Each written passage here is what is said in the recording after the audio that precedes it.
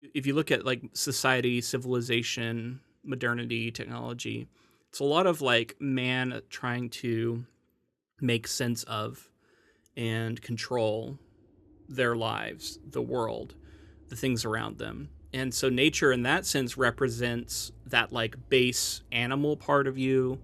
It's the lack of control, but also there's like perhaps like a divinity to it, if you want to say it that way, or like a solemnity around it, and that it is sort of the thing we all return to, right? It's kind of at the base of everything, and all this stuff that we create on top of it ultimately can't master it.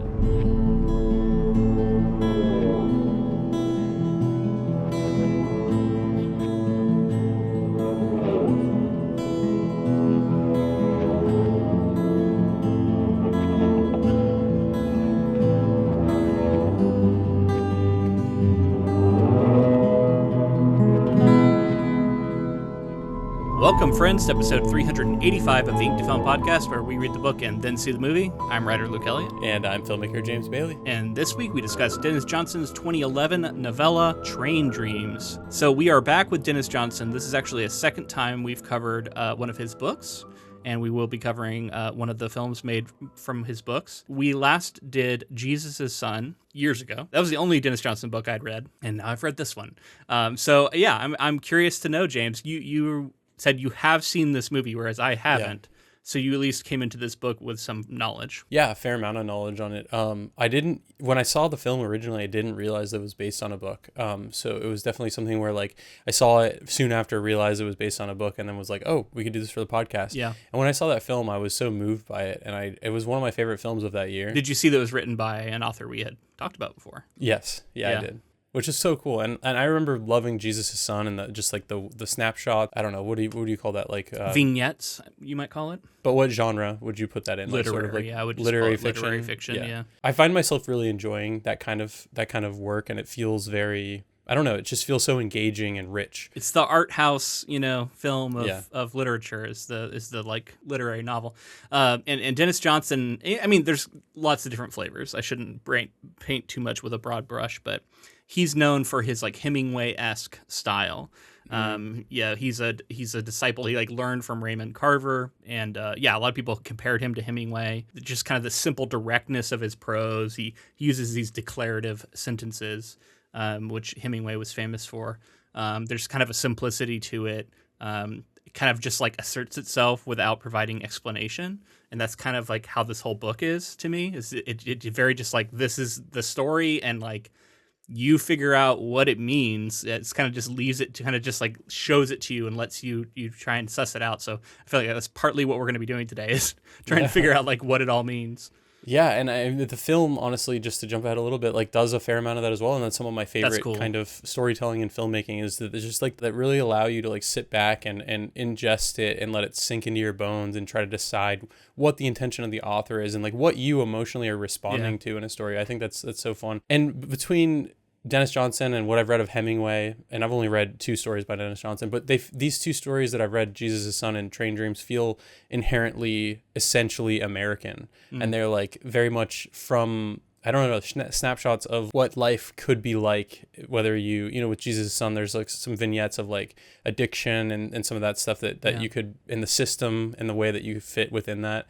And then here with Train Dreams, it's like a way of life that was common generations ago, but is no longer, doesn't exist any longer. And like how engaging that feels. Well, it feels like it's like you're going to read a history book or something, but then at the same time, it's so atmospheric and it's so descriptive in the way that it's like really pulling you into experiencing that life. Like we're getting to live that character's life. Definitely, yeah. I mean, it's rich. It's a short book. As I said, novella. It's like a short little slim 110 pages or something. Quick read. Even though it is kind of it's dense in the sense that it's not dense in the sense of like complexity, but I mean it is complex, but it's dense in like a richness of meaning and of just profundity, I guess, or like allegory, or like what metaphorically what's being said here. Yeah, and just like, while this isn't necessarily a collection of short stories like Jesus' Son was, I still found that he kind of writes that style anyway, and at least a little bit of like the literary fiction that I've read, especially like quote unquote modern. This seems to be a very popular style where it's like, I'm going to give you a collection of a bunch of different moments, and they're kind of connected. And this one, they're more directly connected because they're all just moments from this guy's life, and it kind of bounces around in chronology, but there often is like a kind of interconnectedness to them as they like tell multiple little stories throughout. And yet, there's nothing really resembling a plot. It's kind of just like a bunch of things that happen to this guy over the course of his life, and it's connected by these important moments. And some of them are important for obvious reasons, and some of them are important for reasons that are not obvious. Like he'll say, it'll be like this little moment where like he's talking to someone. I think there's like one where he's like in bed and talking to his wife, perhaps. And at least at the moment in which you read that, you don't know why, but he says like, and he would never forget this moment for the rest of his life. And you're like, what was it about this that was so memorable? And perhaps it makes sense in once you read on, but like in the moment, you're like, I don't get why that's true. And so like a lot of times he's showing you these little vignettes, and it's kind of left for you to decide why this moment from this guy's entire life are we focusing on this interaction. And so much of this story I felt like was meant to be, I don't know, not glorifying or like entering into myth, like an ordinary life. This person is so ordinary, and these moments that he remembers are ordinary and human.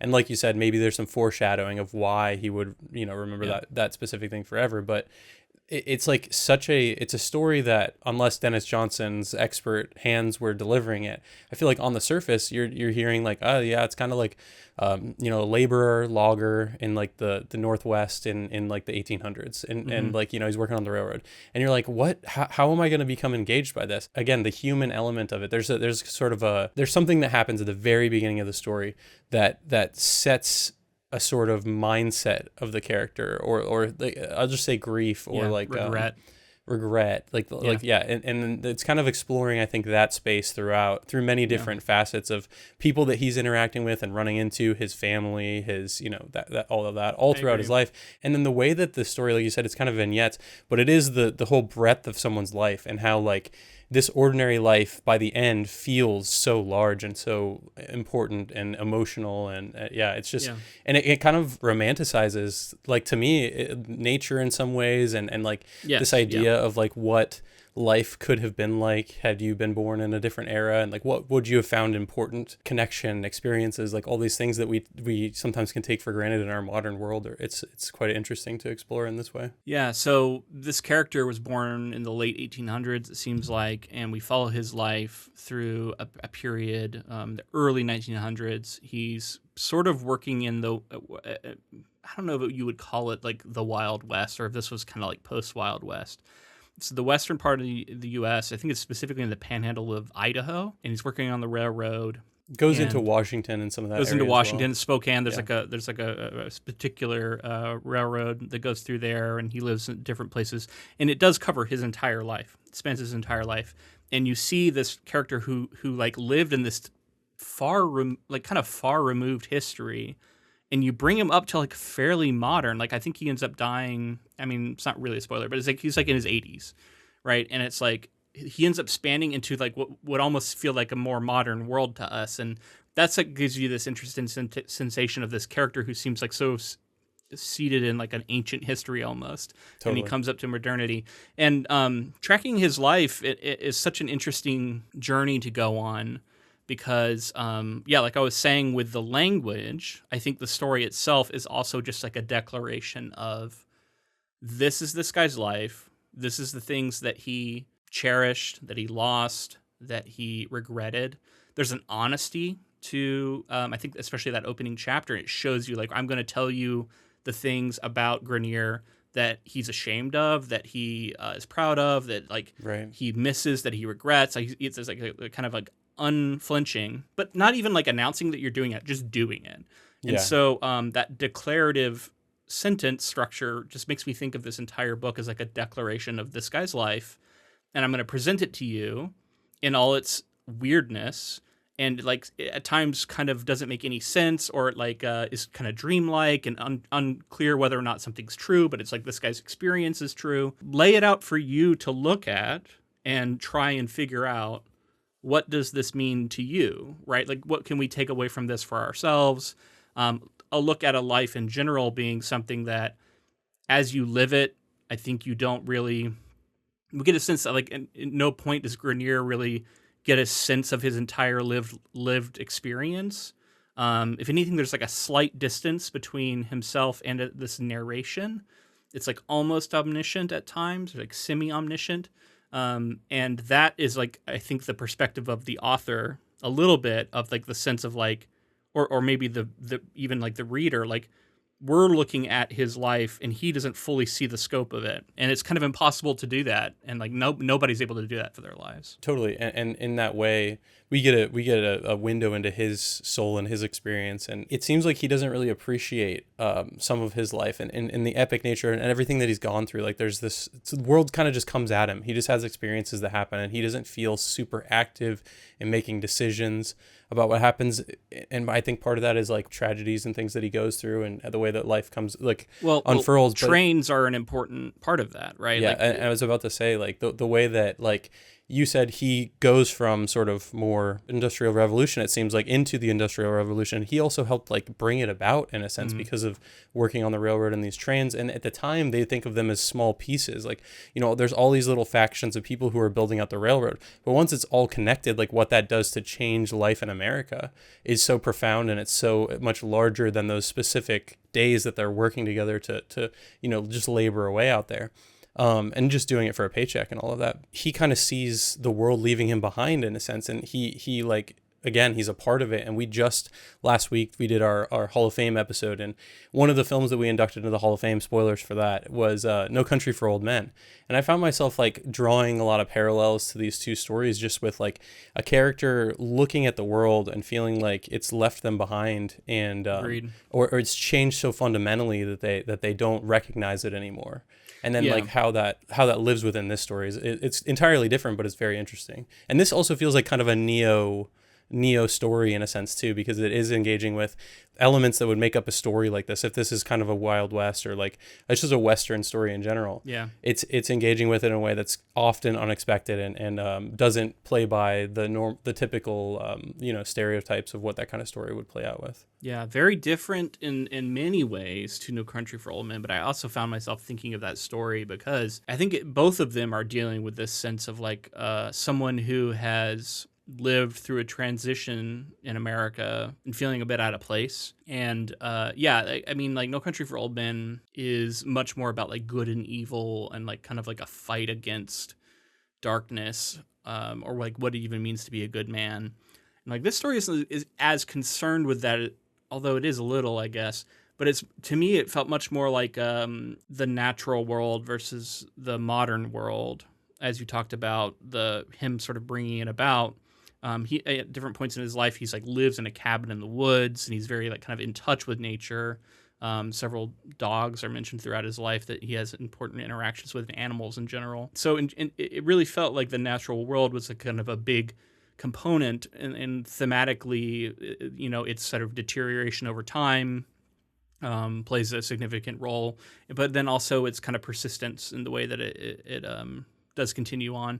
I don't know. It's interesting. And again, like, all this stuff is there, and it's not like clear all the ways in which it connects. It sort of wriggles out of easy definition. But you know, that's kind of the fun of talking about stories like this. I wanted to. So normally I don't do this because I don't like it to influence my thoughts too much. But I encountered a really, I thought, cool quote from a critic talking about this book. That I really liked. I'm going to read just because I think it's interesting. Yeah. And also I feel like it kind of touches on things we've been saying here. So maybe we can kind of sum it up in this way. And then we can move into some background on the book.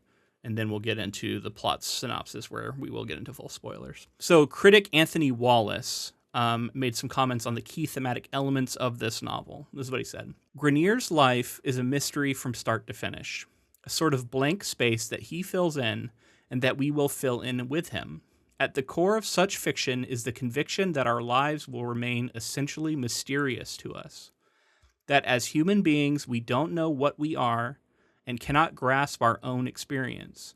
In the character of Robert Grenier, though, Johnson seems to be suggesting that we need not understand our own lives in order to live them, enjoy them, fully inhabit them, and also that we might take some comfort in that, if anything at all. So I thought it kind of touched on what we were talking about a little bit of this, like, this life presented, and that maybe there is like a subtext of like acceptance perhaps around the way in which you don't have control over anything, and that you just kind of live your life and you don't know what it means. And that can be okay, perhaps, even if it is filled with tragedy. Yeah, and so much of what happens in life that we see to be true, and what I think is cool often about literary fiction is just the way that it's so unpredictable. Yeah. It's so like these events that happen in the story feel almost random and just like nonsensical, and yet that's how things do tend to play out oftentimes in real life. In lives, yeah, totally. And then the way that nature, you mentioned nature, like, is both a positive and a negative to human beings, and the way that we both like revel in it and then also are at the mercy of it. And then like the way that and just like I don't think there's anything more engaging than like being grounded and being in nature and like, you know, I was just in the Northwest, like exploring a lot of this area where this character yeah and like just immersing yourself and being like sleeping in the woods and like, you know, waking up next to a river and no one's around, and like all this stuff is like, this is how this character lived day in and day out, and yet was also bringing about like an industrial revolution that it was cutting down trees and the ways that, like, you know, it's talked about like some of these guys are getting hit by widowmakers, which are just like branches that are falling on them. It's just totally random and killing them. And kills them, and it's like the nature is such a super dangerous, super fickle dangerous thing, word. but it has no rhyme or reason. Like there's no reasoning to it, and the characters almost acts of God keep happening. It seemed like it's like a lot of people suffering consequences that seem almost like random, like random occurrences, random tragedies. Some of the highest highs in the story are also from or based around nature or in nature in some ways, and also the tragedy. So it's just, I don't know, it's not like a man versus nature sort of story, because there's no conflict being brought about in that way, but it is like engaging with the like insignificance of human life in the face of that. And I think and I think this is something that other authors talk about too. But I see like a sense that if you look at like society, civilization, modernity, technology, it's a lot of like man trying to make sense of and control their lives, the world, the things around them. And so nature in that sense represents that like base animal part of you. It's the lack of control, but also there's like perhaps like a divinity to it, if you want to say it that way, or like a solemnity around it, and that it is sort of the thing we all return to, right? It's like kind of at the base of everything, and all this stuff that we create on top of it ultimately can't master it. Like it's something you can't completely conquer. So yeah, there's an interesting, I think, tension there that is being explored, and I feel that in Portland sometimes because I love the city and it is full of a lot of natural beauty, but I mean, you drive 45 minutes out of the city and all of a sudden you can be in like some really majestic, insane forests. You know, the gorge is absolutely stunning, and like it's shocking sometimes that shift is so bewildering, coming from Florida where it felt like I had to go so far to see stuff like that. It's crazy to me to like, it's like sometimes I forget that it's like, oh, I'm 45 minutes away from that. And, you know, I get, you know, into my own life here and I don't go see it very often. And it's like, oh man, I need to go out and to like touch some grass a little more. Totally, yeah. It's funny. I mean, it's like, obviously Florida has a lot of water, like the ocean and springs and like that kind of stuff, the Everglades. But like something about especially because, you know, when you grow up in something, it feels so much more like the norm. And then you go somewhere with mountains and rainforests and all that stuff. And it's really dramatic landscape out here. Really dramatic, yeah. And like that feels like being in a mountain to me. Again, I didn't grow up in them. Maybe other people who did feel differently. But to me, being in a mountain feels like one of the most majestic things because it's so much larger. It's such an ancient thing. And, you know, the way that all... We got the volcanoes out here too, yeah. Yeah. They're kind of alive in a way, yeah. So in another part of the story that I definitely want to address, it's called Train Dreams. And you mentioned before the way that there's sort of some surrealness to the story at times, or you're interpreting whether it's happening or not. His earliest memory is on a train. That's where his like story of his life begins. He doesn't remember his parents at all, and he's like on an orphan train.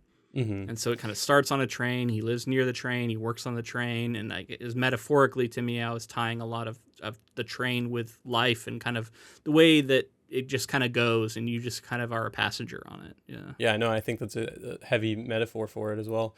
And the way that like he is having dreams of like past experiences and memories are blending together and you can't really tell by the end of the story. Yeah. He's so much living in memory and dreaming of memories that it's all. Yeah, it's interesting. I wonder if that's the movie influencing you a little bit because yes, it did seem like he was dreaming at times, but more often it was just kind of like the narrative was just kind of bouncing us between different times. But I could see this being framed as dreams or memories in the film. So I wonder if that's how it goes. Well, kind of, but I you know, there are things that happen that I think the rational mind would say that's probably not what's happening. Yes, and in there's those definitely cases, some dreamlike things where you're like, wait, did that? Yeah. Right. And you're like, is that a memory that he's having of something weird that's unexplainable, or is that a dream, or is there the truth somewhere in between? Yeah. So I wanted to read one other thing I found, and this is for my fellow writers out there. I thought this was interesting. I'd never encountered this before. It's 3 rules to write by that Denis Johnson gave. Now, we talked about Denis Johnson's life a little bit in our last coverage of Jesus' Son, so we won't touch too much on him again, but I'll just remind everybody that he did pass away 2017 from liver cancer. Tragically, I think he was only like 67, so fairly young. And, I think he was a really incredible writer. So, of course, really tragic to lose him. But yeah, I saw this and I really like this. This is interesting kind of 3 rules. So he said, write naked. That means to write what you would never say. He said, write in blood, as if ink is so precious you can't waste it. And write in exile, as if you are never going to get home again and you have to call back every detail. So those are his 3 rules for writing, which are like interesting ones, but I like them, intense. Yeah. Write naked, write in blood, and write in exile. It's an epic quote for sure, but like, that's tough to do, man. So write naked is basically my interpretation is like, just get it on the page and be bare yourself. Yeah, I think, he says, write what you would never say. So there's a certain like vulnerability there that I think people really struggle with. Like I know I do at times when I'm writing, in the sense of being perceived. Like when you're naked, it's like, oh, I don't want people to see me. And like when you write that way, it can be difficult to put yourself out there in that way. Yeah, totally. But then at the same time, how do you also write in blood where ink is precious? Like that's like, so write everything you write should be important. I think that speaks a little bit to brevity. If you notice, his books are fairly short. That's kind of the Hemingway in him. Like he's a little bit short and declarative. He's very, but I mean, like there's an intentionality to his language, and he doesn't overwrite things. He kind of, Now this is one that I think that's almost stylistic in some way, but at its heart, you still get the sense of like, don't waste people's time. Perhaps is a good one with that too. Like, be precious with what you're writing. And then what you're writing will be sort of inherently powerful because you care about the words you're putting down. And then, the write in exile is an interesting one. As if you are never going to get home again and you have to call back every detail. So that's an interesting one. It's like you're away from something you are recalling. And because you are never going to go back, you like focus on the act of recalling it. I can see that leading to some powerful writing. So that's an interesting one that I'm definitely... That's the most interesting of the 3 to me, just because I'm like... Most mysterious, perhaps. Mysterious for sure, because it's like when you write in exile, I don't know, it's like from a different headspace or something. And then also the idea of writing in exile to romanticize or to remember what, like to give more weight to the memories in hindsight, or to this specific description. Maybe there's a sense of like trying to convey it to someone who is also not going to be there, right? Because if you're in exile and you're trying to describe your home to somebody, you can't just like take them there. So you have to like describe it as if they were there. So maybe there's something about like that going on. And this story has that all over. This story is a story of, someone not being able to go back to the past and being able to like somehow find meaning in it, or to, I don't know, somehow this simple feeling story is deriving so much meaning. Yeah. And I think that exile one is doing a lot of lifting in this story here. All right, so let's talk a little bit about the publication of this novella. So I called it a 2011 novella. It actually came out in 2002, in the Paris Review, but it was in a slightly different form. It would, in 2003, win the O. Henry Award, which is like one of the big literary awards for sure for short fiction. It also won the 2002 Aga Khan Prize for Fiction. It was a finalist for the 2012 Pulitzer Prize for Fiction, so he almost won a Pulitzer with it, but weirdly, there was no award given that year.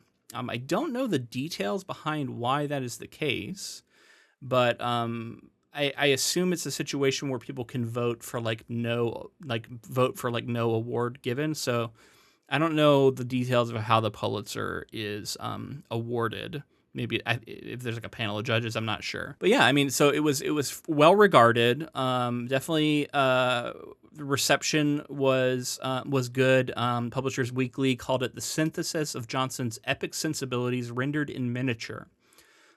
So I love that, and I think that is true. There's like an epic miniatureness to this book of like it feels like it's saying so much more than it is, and yet we're getting these like small moments in this life and small moments in the writing. I think that totally lines up. It's really impressive to be able to pull that off too, because I feel like anytime I'm trying to create something, it's like struggles between being intimate and small and human, and also if you're creating something in an epic space, you don't go into this story at the beginning thinking it's an epic story. It's like midway to near the end that you realize like the whole magnitude of it, and it feels so, I don't know, it just feels mythic. Yeah, I know, I agree, and it's finding like an epicness and distilling it to these small moments, or perhaps finding an epicness in these small moments. Yeah. So talking stylistically, we've already talked a lot about his style, but this was an interesting description of that I found. This is a critic, James Woods, and he was praising Johnson's Hemingway-esque writing. He said, Johnson often uses an unobtrusive, free, indirect style to inhabit the limited horizons of his characters. Adding this caveat, there is a kind of pure, clean American simplicity in prose that is easy to mimic and hard to make, and I totally agree with that. You read this and you're like, oh yeah, I could totally do that, but it's actually really hard. Sometimes after the beautiful monotonies of Hemingway, one longs to bathe in impurities, to take on luxuries and rough excesses of a more abundant style. Spareness can be too spare, and a reticent avoidance of sentimentality can prove sentimental. Train Dreams seems at time a bit close to this tradition, as if the protagonist's lack of inwardness were itself a literary virtue. That's kind of a dig there, but I want to say, like, I think this kind of style does have detractors, right? And people can look at it as like itself. Again, as he says here, it's like a kind of a sentimentality in and of itself, because you are trying so hard to be so spare and not give a sentiment. I don't know. I do like this style. I don't find that I write in this style. So I think that does tell you something about it. And that might not be because it might be just that I can't. I don't know. And part of like style is a thing we can try and work on. We can try and adopt different stylistic things. People certainly do. They learn style in some ways, but there's also an inherentness to our voices as writers, I think, in the styles that we're most drawn to and that come out of us when we write in like sort of a uninhibited way.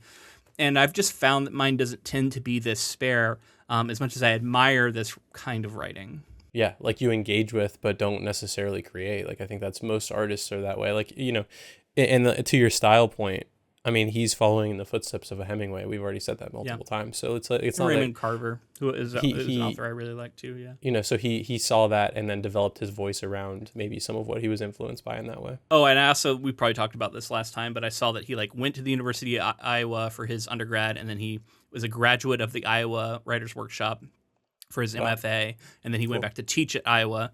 Iowa is like a whole industry within the literary world, and it's like, you know, super famous, and because it's detractors now because it has a very specific style and sort of voice to it. I think at least in the era in which he was there, it was known for this kind of voice.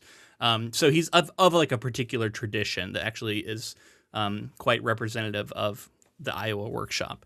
For what it's worth, I don't know if that's still true. I'm not like as dialed in on that now, but at least for a period in time, I think Iowa is sort of synonymous with this kind of style. But anyway, I think let's just dive into some plot and we can explore this book more fully. I guess we're going to get into some actual spoilers now. So if you have not read this book or seen the movie, just be aware we're going to start spoiling things. I think it's safe to say we both enjoyed this. I guess I didn't really kind of get down into it. Like I found this to be quite a profound, thoughtful, interesting read. I love reading stuff like this. It's a nice, to me, palate cleanser between what I typically read, which is more genre heavy stuff that is a little more plot driven. I mean, don't get me wrong. I think genre can absolutely deal with like heavy thematic elements and character, but there tends to be a little bit more of a sense of a plot structure, a sort of hallmarks of genre to sort of signpost you, or at least like give you something to sink your teeth into. But every now and then I like to like kind of let all that go and focus on something that is much more sort of art house in the sense of film, but and that's what I think this book is. And so in that sense, it was kind of a nice palate cleanser for me. I was glad that what I got out of the film was represented in the original source. Nice. And I can see myself absolutely. I think there's something about grabbing a book of this size, like it's very short, and just like sinking yourself. I can see myself reading it many, many times is what I mean to say. Like I already want to reread it in a sense. Like this story really speaks to me in a way that's like, I guess, unexpected. And the movie did it to me initially, and I can't wait to get into that and talk about it, but just so like moving and like, if every movie affected me or every story affected me in this way, the world would be a better place, I guess. But yeah, I can see myself just grabbing this book and taking it to a beach or, taking it on a trip and just like getting finding time to get a quick read in and being so, because of the nature of the story being so like these vignettes and everything, like going back and trying to parse through more. But I'm excited, I think right now we're going to get into it and talk more about the specifics. I think each one is kind of meticulously created and placed within the forward progression of the story. So no spoilers for me on the sense of the film, but I'm really curious to see like how faithful it is and like how much of this stuff is in the movie at all, and like how much of it is like, oh, this only occurs in the book, and like I'm just really curious to see what they do with it. Yeah. All right, man. So let's start out with the beginning of the book. So in summer of 1917, a Chinese laborer is accused of stealing from the company stores of the Spokane International Railway in the Idaho Panhandle. Robert Grenier and the other white laborers attempt to throw him over the bridge they are constructing, but he escapes. Grenier stops in Meadow Creek and buys a bottle of sarsaparilla for his wife Gladys and their 4-month-old daughter Kate. Hiking home to his cabin, Grenier thinks he sees the Chinese man and believes he has cursed him. In 1893, a 7-year-old Grenier is put on an orphan train and was adopted by a family in Fry, Idaho. He witnesses the mass deportation of Chinese families from their town. In 1899, the towns of Fry and Eatonville merged to form Bonner's Ferry. Grenier quit school in his early teens and had various jobs with the railroad and local families through his 20s. Let's stop there. This is sort of the introduction of the book, some early stuff that happens, and we already get a little bit of this sense of like we're hopping around different times. What are your thoughts on this opening with the Chinese laborer nearly being lynched, essentially? Yeah, it's a snapshot of how racist American history can be in certain ways. Like these are people who are working, grueling tasks together, that were out there in the wilderness trying to survive together. It's sort of ambiguous in a sense. We're just told that this person is stealing. Yeah, no evidence, I mean, he's accused. There's no trial. There's sort of just frontier justice happening. Exactly. And so we're in a scenario where this character kind of freezes at first when it's happening, and then is said that someone's like grab his foot or something, so he's pulled into it. Yeah. And he's kind of like passive. It's almost like he's like passive to the violence that's happening in front of him. Yeah, he doesn't stop it. And in fact, he kind of helps, but also it's not like he's the ringleader of this by any stretch. Like he just kind of gets swept up in it. And I think that's telling you a lot about the character, as we've already kind of hinted at, like the way that he's passive in his journey in the world for at least a while, and some of the things that happen. It's pretty harrowing, but then you see along the way that he feels guilt on his way home. It seemingly he sees the Chinese man, says something again racist about like, I wish he would have actually died rather than him escaping and living on to curse us, basically. Yeah. And then you can carry forward in the story and see like, does this character actually think he's cursed based on some of the things that happen, or is this grief and guilt and all these other things like manifesting in his life? And then we flash back to him as a child, where he's seeing these immigrants being treated poorly and being like, it's a sense of like he should have known better. Yeah. Maybe. And again, it's just like it's just presented to us as a thing. It's not like exactly. there's no. He doesn't actually. He never says anything. It's just we're left to interpret him seeing these visions and seemingly feeling some level of guilt just because he's seeing flashes of it, or is that sort of a survival? Well, and we see him worrying about being cursed, and like the way it's described is definitely a sense of like regretful almost. It's not like approving. I don't know. It's not completely neutral, I guess I'm getting at. And then, like the sort of racism that's on display is affecting. It's like without sort of commentary, presenting how these guys are viewing this guy they're about to kill. And there's a lot of talk about the way that they describe like the way he speaks and like how nonsensical it is, quote unquote, as if like he isn't speaking just another language they don't understand, but instead it's like completely othering and like he doesn't even understand language. He's just like babbling to himself and stuff. Like the way it's described is so like dehumanizing. I was glad when he sort of escaped because I was like, this is a horrific way to start this book. But it felt like maybe only in him escaping did Grenier sort of realize how near he came maybe to participating in what would have been a pretty horrific and unjust murder. Maybe, but I think the point of it is to show this is not necessarily a good guy, because he's like, I wish he would have died so we weren't cursed, and that's something he actually thinks. So that's something at the time. Yeah. But like later on, I don't know, maybe this, it feels to me like this is something he regrets forever.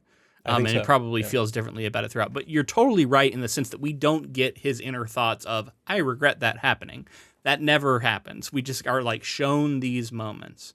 Again, it's declarative. It's like, this is a thing that happens. This is a thing that I did. And he's just going to like put it out there and like kind of leads it to us to decide how to feel about it. Yeah. And it's confronting the reader, often in this case, an American reader, because it's an American writer, not that other people haven't read it. And for Denis Johnson to unflinchingly show, American history really, and how difficult that is for a modern audience to confront in a lot of ways. How horrific the conditions were, and like the Chinese laborers, how much racism was and the treatment of them. Yeah, I think it's easy for a modern audience to not remember that part of and just romanticize the West in this way, the way that we're going to talk about in the rest of the story, where there was just like terrible things happening. This is not romanticizing. It's like we're starting off with this moment of like, oh fuck, like this is bad, and like it's not presented in that way really. It's just like shown to us, and it's left for us to decide. Yeah. But it's a powerful way to start this book. I thought it was really, really, really grabbed me and made me just very interested. And then I was sort of stunned. I think it was in chapter 2. We're sort of in the middle of going through chapter 2 when all of a sudden the narrative shifts to Grenier like in his 80s, in like the 1960s. And he's all of a sudden thinking about how he once met Elvis and he flew on a biplane and like you get these like random things, and like we'll end up finding out a little more about some of these stories, but like this sudden shift that just kind of happens mid-flow as we're like set in this time period, I thought was a cool device in the sense of like it kind of shows you that like this narrative is not going to be isolated on this one moment in this guy's life, but we're going to actually start looking at the totality. And then from that point on, it does start diving into different moments throughout his life. All of a sudden we're jumping into him as a kid, and all of a sudden we're jumping into him when he's married, and we know about his wife, but then also we know about him as an old man looking back, and all these different moments. Yeah, I mean, it's quite interesting because it's like the story is telling you early on, like this is going to span, it's going to be more epic in nature just based on scale, how long this is going to take place. It's not going to be a couple of years or something. But in here we also get his work on this railroad company, and one of my favorite stories that's built into this is this character who he's kind of in charge of the dynamite and stuff. That's right. Yeah. He is described as this character who kind of is mouthy and is just he kind of just gets away with whatever because he does this one crazy job that no one wants to do. And he's kind of cavalier about it in a sense, in the way that he talks about it, and like you're just like carrying around explosives. Yeah. Your job. So he's that guy in this crew, and then like one day I think it's one of these widowmakers actually gets him, or just a tree falls or something, and it hits him, and then how everyone responds to, and specifically Grenier responds to this guy's injury and then his passing. And some of the things that I think that this character says through that are profound throughout. I mean, this is like an area where we learn like these men are working in these camp areas and they're living out of like Civil War tents that have blood on them. So there's like an element of like history there, like Union soldiers. True, yeah. The blood. I mean, yeah, the blood still being there is. And then moving into this character talking about like nature, honestly, kind of the way that it's like forests can be like friendly in a sense, but if you turn on them, there's a chance that they'll come there's like a kind of a give and take in that area. There was one quote I actually did have that I think this is maybe a different part of the book, but it talks about trees. So you've sort of made me want to say it now. He liked the grand size of things in the woods, the feeling of being lost and far away, the sense that he had with so many trees as wardens, no danger could find him. I like that, and that sense of trees as wardens, that they can kind of protect you, whether that's a false one or not. Yeah, they're cutting them down, they're killing people with the Widowmakers. So yeah, by accident, and like, hey, is that the tree getting revenge and stuff? And I think there's something to be said for that. And this character ultimately gets hit, and then he's having these like flashes of, I don't know, he's speaking about things that have passed, and he's saying that he's kind of seeing through the veil. I think he's seeing like his sister and his sister's husband that have passed. He's talking about them at one point.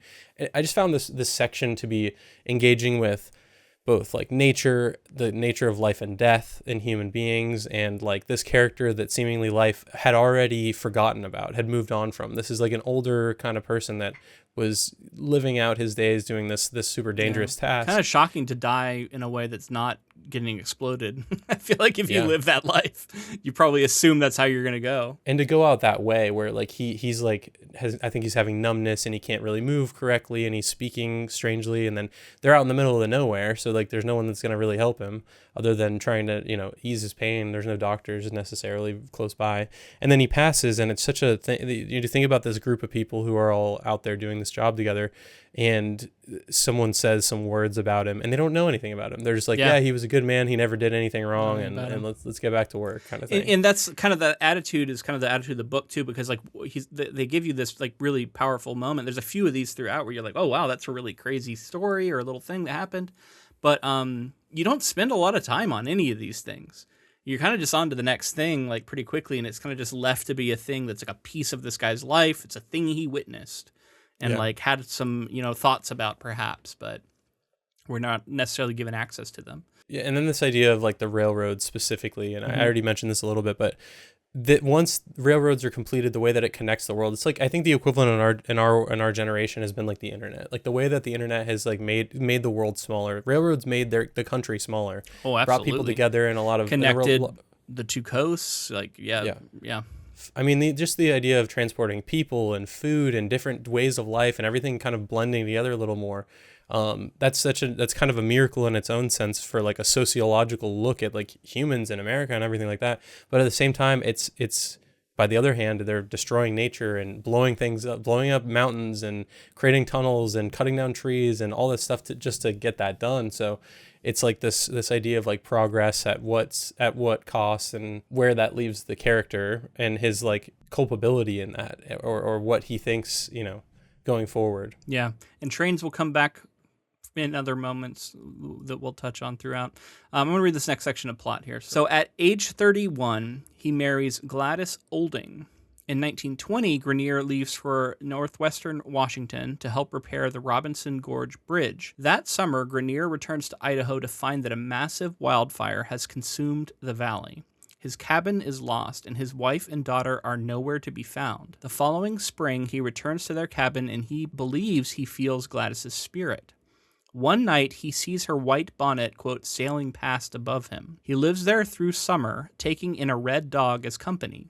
He hikes to Meadow Creek and takes a train to Bonner's Ferry, where he stays through the winter. In March, he returns to the Moyer Valley and rebuilds his cabin. After 4 years, Grenier realizes he cannot continue to move out every summer to Washington and every winter to Bonner's Ferry. By April of 1925, he stays and works in town. All right, so let's talk a little bit about this huge moment where there's a fire while he's away. He's sort of away from his family.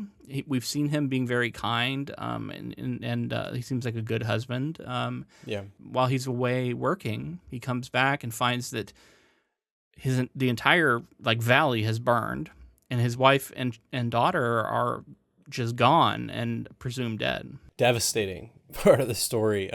Just really heavy stuff where like you see this person who is a traveling laborer basically, and has no real place in the world, like maybe a place that he somewhat grew up and he keeps traveling back to as like his quote unquote home. But he is just like a gun for hire. He goes out and does work, and then he comes back when he has time, and then he meets this woman, then like kind of finds a purpose and finds like grounding with a family, has children. Like we talked about the scene where he's like, I'll remember this for the rest of my life and all those things. And now, and the context that takes on, once you know that they pass very young, like the child is, they were seemingly only together for a few years. Yeah, a few years. And for both of them to pass in this way, and the nature of his work being away from home, had he been there, does he feel like he could have done something to prevent them from dying or even died with them? But for him to be left in the world, and like the way that he's haunted by them, the white shift or like whatever, literally and figuratively, right? As he thinks he sees like a spirit. Yeah, right. It introduces grief. Maybe reintroduces it. We talk about grief, loss, regret, and through the lens of that, looking at that opening and saying like, this is perhaps like the moment where he lost his sense that he was a good man. Like that was like perhaps one of the first times he felt like he really had done something wrong. And so there's a bit of a grief around that moment, perhaps.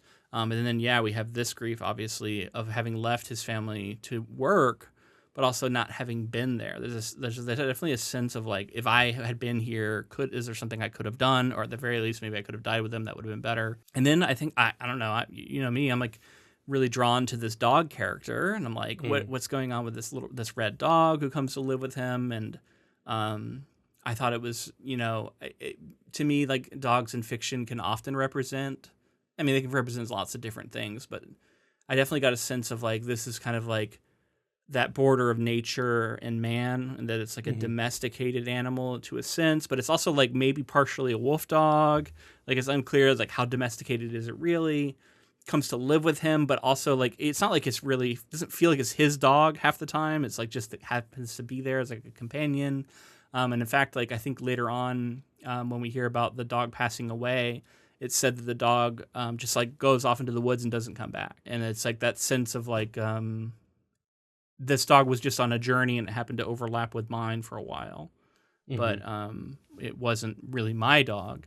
I don't know. There's several dogs throughout that get mentioned in different ways, but that red dog I think was the one that stood out the most to me. Yeah, and like if you believe in this kind of stuff, you could think is this one of his his wife or his daughter coming back to see him, or was this dog sent whether by or not you believe of it in the sense of this book, like it definitely could be the case, right? Like there seems to be a sense of like maybe there's some spiritual things going on, Or maybe they sent the dog or something. Like the dog is there as a companion for him in his lowest time. A companion or like a nature spirit, or like maybe the spirit of the wife.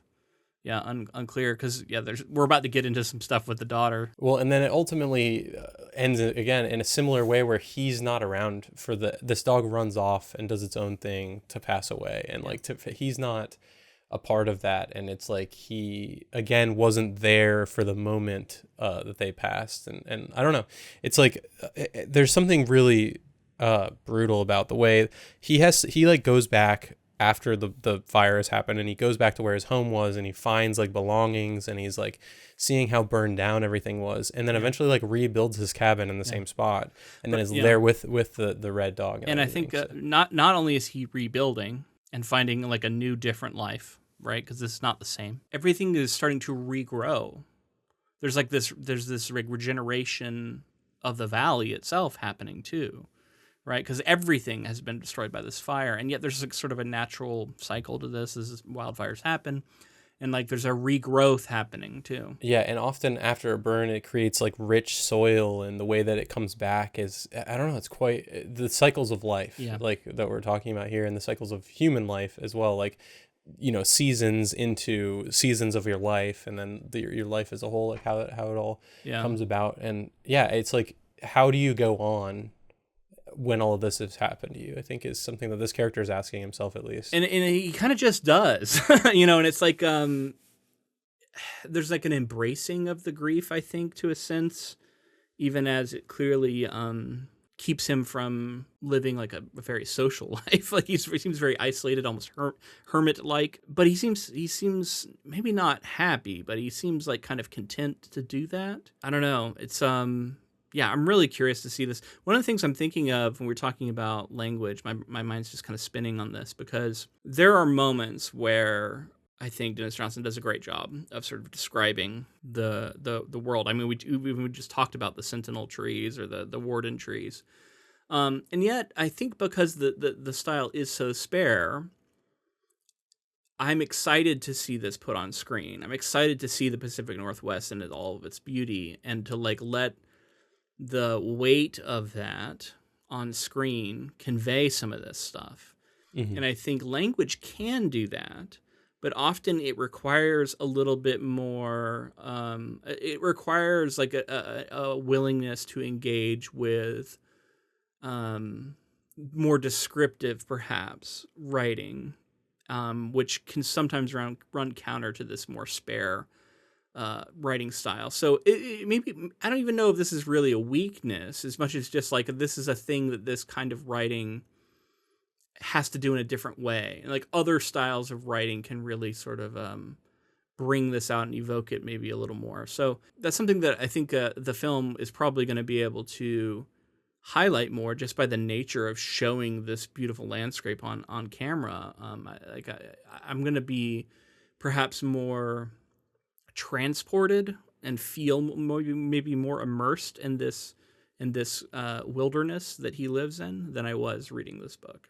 Yeah, we'll see. I don't want to say too much, but I definitely think that it's able to, in the way that a lot of the best adaptations can, is like lean on the strengths of the medium. Yeah. Did you find that you were like picturing a lot of stuff from the film as you were reading? Yeah, because I would imagine that would be the case, to where like maybe it would even add to the novel in a sense of like it gives you the visual directly to pull. For me, I'm a very visual human being, so that's always like, I'm thinking of, even if I haven't seen a film or something, if I'm in a scene, I'm often thinking about pictures I've taken or places I've been or that kind of thing. So in that sense, like giving myself a sense of place. Here in the book, I think it's traveling the roads of this character and like his sort of consciousness, or at least his experiences through all of this, and you're living kind of more first person in the character, like you become the character in a sense.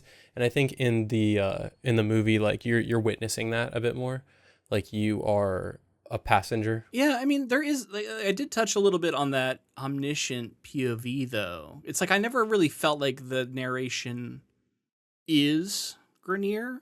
It felt like we're like looking at Grenier. I don't know. I never felt like I fully embodied him in that sense.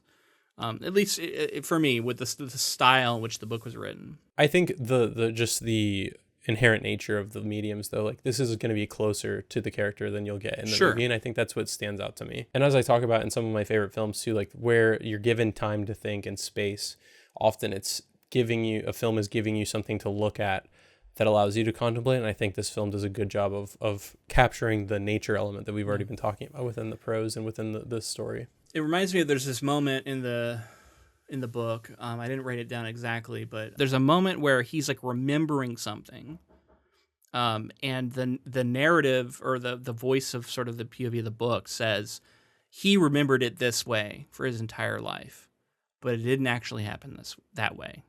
It actually happened this other way. And so like to me that was like this like slight insight into the POV of what we were getting. Like it was like a little bit omniscient, right? A little bit of like it knows a little bit more than what Grenier knows. And I think that's like the world also. Like we talked before about how like nature and like the it doesn't necessarily have a consciousness. It's not choosing to do something. It's not punishing you. It's just random. Yeah. And this fire here represents some of that, where like he's trying to derive meaning in what this fire, like, why did this happen? Why is my family gone? And there's no fucking meaning. That reminds me of there's this guy that he meets, I think when he was a kid, and this guy like tells this horrific story about like abusing this girl. And I think this is all the same guy. And then like later that guy dies, and he dies because he's like drunk and he passes out on the train tracks.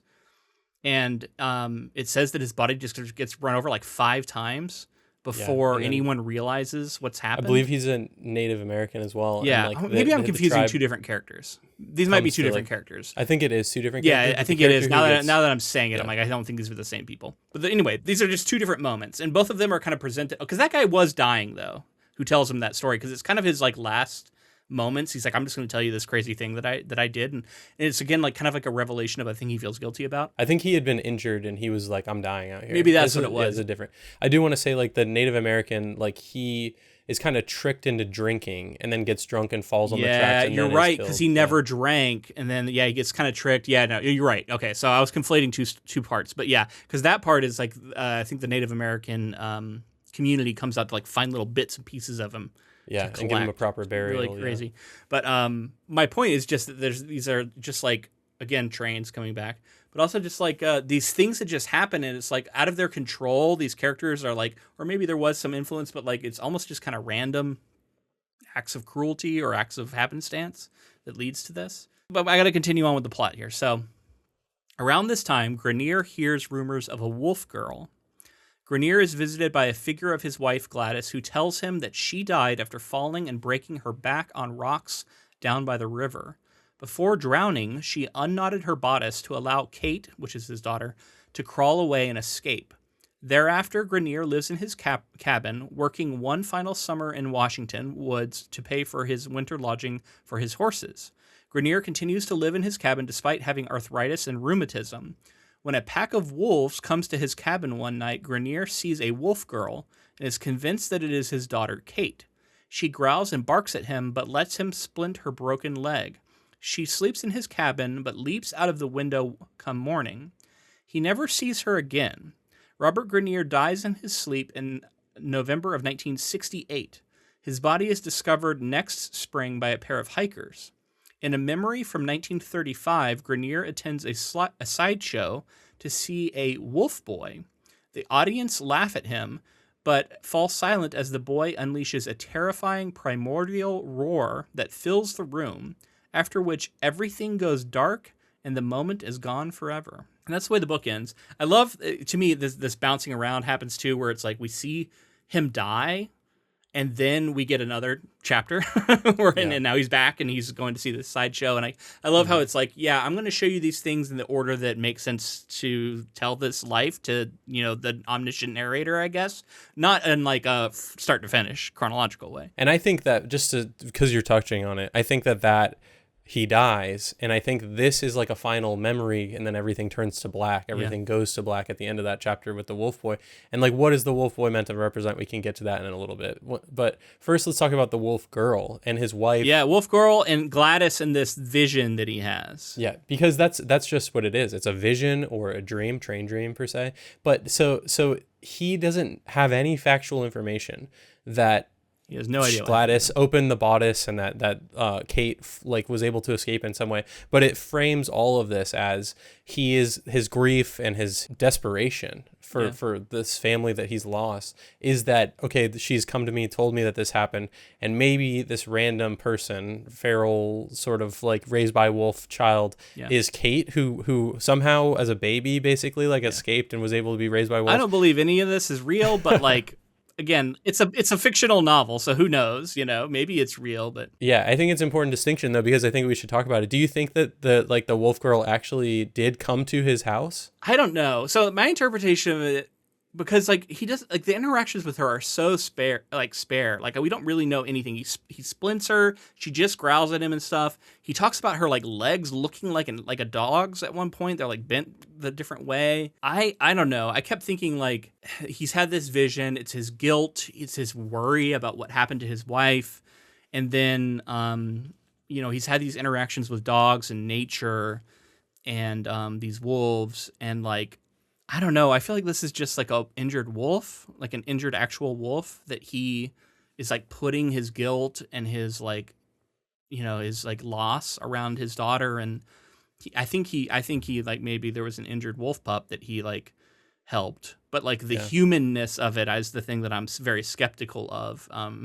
who knows? And again, I have no idea how this is portrayed in the movie or if it is at all. But very interesting part. To me, this is all just manifestations of guilt, and it's playing in that ambiguous space of, is this real? And then we also have this wolf boy later, so it's like a connection between this wolf girl and this wolf boy. Even though he says that the wolf boy doesn't seem to be like actually a wolf boy, and it seems like maybe someone putting on a performance. I don't know, man. Very, very not at all what I expected. I had no idea this was going to happen. This is, again, like random things happen in this book where you're like, wait, what? And this is definitely one of those moments for me too. I think in the nature of the story, I think you take it twofold. I think you take it as if it was literally happening and all that kind of stuff, but it's not really happening. I think this is, and I don't even think that, I like kind the idea of an maybe interpretation. Maybe just a dream or something, yeah. Yeah, I like the interpretation of a wolf pup. I didn't even consider that, but I took it as full-on train dream. Like, I think just dreams being in the title is not necessarily about trains, but this the way that like dreams are so important and the way that it's manifesting, and then eventually we get a memory of a wolf boy and like how that might connect together as well.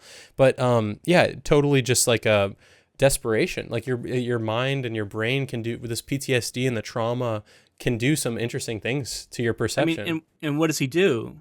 He helps her, right? Like, she doesn't give him any acknowledgement. She never confirms who she is. She doesn't say anything to him, but he helps her. And so, like, if you're feeling guilty about something and not being there for someone, like, that's a powerful moment to either live or to imagine that you live. And maybe it gives you some sense of closure, but it doesn't say that happens. But it's shown to us, and we can kind of interpret it that way. And ultimately, does the same thing as everything else that he loves in his life. This wolf girl leaves the next morning, just like the red dog left, and then he wasn't there when his family was there. And it just says like he never sees her again, right? Like, and it's like it didn't, because it's like if it was real, like wouldn't he like be more obsessed with trying to find her? I think there's like a moment where it says that he thought about going to look for her but decided not to. But like. Yeah. Why? Like, I don't know. Like, to me, it's indicative that maybe this wasn't real or something. What are the chances that you think that this is something like supernatural? And that's another angle. Like, there could be supernatural. Like, is there a real spirit of Gladys coming to visit him? Yeah. Like, I think often in literary fiction, when supernatural things happens, one of the hallmarks of literary supernatural is this sense of like, maybe it's there, maybe it is supernatural, maybe it's nothing, maybe it's a dream or an imagining or a hallucination, and like that definitely playing into that ambiguity of is it or is it not supernatural is a very literary thing to do. Well, and part of it doesn't matter because it's like based on the perception of the character. If he thinks that this happened, then it's just as impactful as if it did. And it seems like he thinks it did. I think Grenier, we could say based on the story that we think that he would believe it. Yeah, absolutely. And it's an important part of his life. And that's what we're seeing, right? We're seeing important moments in this guy's life. It's a very important moment. So let's talk a little bit about this final moment that we're left with, where he goes to see this sideshow and we get this howl, this primordial howl that like kind of stuns everybody in the audience. And they're all left like sort of like stunned by this moment and like wondering what it means. Is it a revelation that it really is a wolf boy? Unclear. And what the effect even is on Grenier is kind of unclear, because it's kind of just like the room reacting. We've kind of like left a little bit of that like close POV. Now we're kind of just seeing the room react to it. And the assumption is that he is sort of in awe of it. And then, we kind of get this like fade to black, basically, where we're left with this moment. And you know what I immediately thought of? Night Bitch. Night Bitch, yeah. Do you remember that book? Yeah. There was a similar thing in that book. I don't want to spoil it too much, but like it ends on like kind of a similar note of just this like kind of ambiguous moment, and like what does it even mean? And like I was a little bit with this too, where I was like, to me it was like that if you're we've been talking the whole time about like nature and civilization, and like the idea of a feral child is kind of like like an example of that, like a human who has gone feral or is raised by wolves, and yet this boy is maybe putting it on as a performance, but maybe not, unclear. So like how much is nature, how much is actually civilization masquerading as nature? Yeah. Well, and notably too, they're all like laughing at him, thinking that he's putting on an act, and then like the primordial howl is what brings it. They're all like, oh shit, maybe this is real. And so like the unpredictability of nature. That also ties back to just hearing you say that. When he's teaching, or I think it's with the red dog, right? Grenier is howling, like teaching it to howl by howling too. So howling is like a part of this, and like trying to connect with nature maybe, and connect with a more animal side of you, and like demonstrate a howl. Yeah, there's so many ways that you can take this. I also think that there's something being like the chapter before is like he died in this year, and he rode a bunch of trains. He rode an airplane one time, and like just like said that his life wasn't bigger plane, than it was a cool story. He met Elvis at one point, went and saw the world's fattest man, and like all this stuff. Like so it's like he lived like kind of a smaller life by comparison to like maybe like the modern sense and what was coming and everything. But some crazy like moments, meeting Elvis, like flying on like it sounded like an early plane too. Yeah, and to have done that.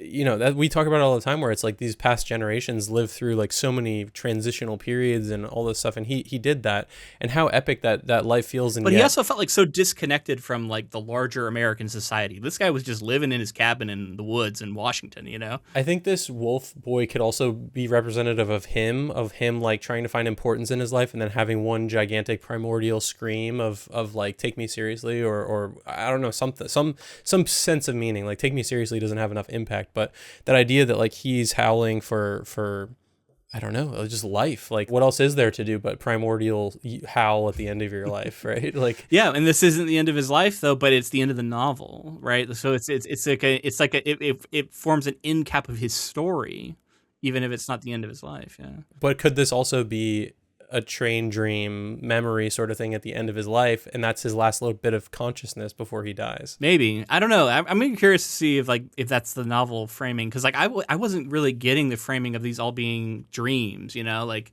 yeah. Maybe I'd have to reread it. Maybe I missed something in there, because whatever it is, I'm sure there's a lot of subtlety to what's going on, and there could even just be like a line here or there that I might have not like zeroed in on. But man, I'm really excited to see this movie now. This was a cool conversation. I think I love that. I feel like I don't have like a lot of like hard and fast thoughts about what it all means, but like I think that's the nature of this book, is it wants you to think about it and like think about what that could mean for our own lives, and that inherent sort of tension between being an animal in a place, which we all are, but then also like being a person with a society and technology and all the other things all the other ways in which we exist. In our own lives and in our times that we're in. Definitely. I mean, it could also be like that idea of like, the last gasp of like nature versus the society and technology overtaking nature and everything that we've talked about. But it is an interesting story, and like what it's accomplishing is like there is a transitional period where like the wildness of the West is leaving and everything. The railroad has connected everything, but it's so much more not about that at the same time. Like it's so much more about like what it means to be a human being on the planet and to try to derive meaning from randomness, and yeah, it's really profound. Yeah, if you enjoyed our coverage, first off, let us know in the comments. Like, how do you feel about this story? Have you read this book? Did you find meaning that we missed? Did you find meaning in the things that we talked about? I'd be really curious to hear from people. And that's in the comments if you're able to leave them on whatever app you're on, or if you're on YouTube, we'd love to have them there. If you are on YouTube, make sure to subscribe to our channel and like the video. That helps us get the word out and build our subscriber base on there. But we love our audio listeners as well, so leave us a rating and review on whatever app you chose to listen on. It'd be a great way to show your appreciation for this episode if you enjoyed it. And also be sure to connect with us on social media. We're on Facebook, Instagram, Blue Sky, TikTok, all of those at Ink to Film. And we're basically on every platform, so just look for us. Yeah, and join our Discord, which there'll be a link for in the show notes. Also, we should have mentioned Patreon earlier. We probably should. That's our main source of income. We don't, you probably noticed we don't have any ads currently on the podcast. So our main source of income is through Patreon. The support of our patrons is what keeps this project going for all the years that we've been doing it. And we really love and appreciate our patrons. So we'd love to have your support over there. For as little as $2 a month, you can get access to all kinds of bonus content and the ability to vote on upcoming projects. So we'd love to have your support over on Patreon, patreon.com/inktofilm. Yeah, and we are trying to hit certain financial goals with our Patreon as well. So we're currently under the threshold for the podcast sort of sustaining itself. So if you could please, we would super appreciate makes a big difference for us, support that you could provide. And tell your friends and introduce them to the podcast as well. And thank you to Russ Bugden for the use of our intro and outro music. All right, that's going to be it for the novel. Dennis Johnson is just an author that I continue to be astounded by.